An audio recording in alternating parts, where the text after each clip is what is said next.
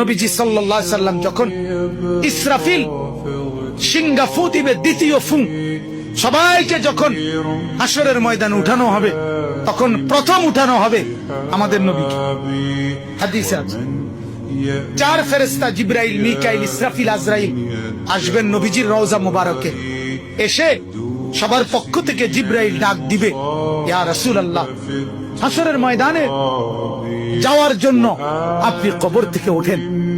হাদিসে আছে আল্লাহর নবী সাল্লাল্লাহু আলাইহি সাল্লাম কবর থেকে চোখ মেলবেন, আর উঠে দাঁড়াইতেই কপালের বালু মুছতে মুছতে তাকাইয়েই বলবেন, প্রথম কথা, জিবরাইল, তোমরা শুধু 4 জন ফেরেশতাই আসলা আমাকে নেওয়ার জন্য, আমার উম্মত আসে নাই। আমার উম্মত কোথায়? আমার উম্মতের হালাত, আমার উম্মত কি আমার বর্তমানে জাহান্নামে চলে গেল নাকি? জিবরাইল তখন বলবেন, হায় ইয়া রাসূলুল্লাহ, আজও ভুললেন না, আজও বললেন না, আজও সেই উম্মত উম্মত। যাওয়ার দিনও বললেন, দুনিয়ায় থাকতেও বললেন, আজও বললেন। আপনার উম্মতের এখনো উঠেই নাই, এখনো তো কবর থেকে কেউ তুলে নাই, আপনাকে তুলেই বাকিদেরকে উঠানো হবে। আল্লাহ নবী বললেন, তাইলে চলো, তাইলে ঠিক আছে, চলো হাসরের মাঠে যাবেন।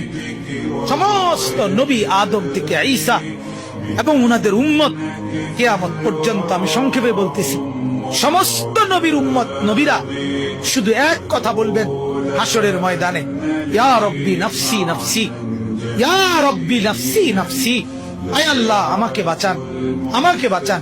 সমস্ত ফেরেশতারাও বলবে, আল্লাহ আমাকে বাঁচান।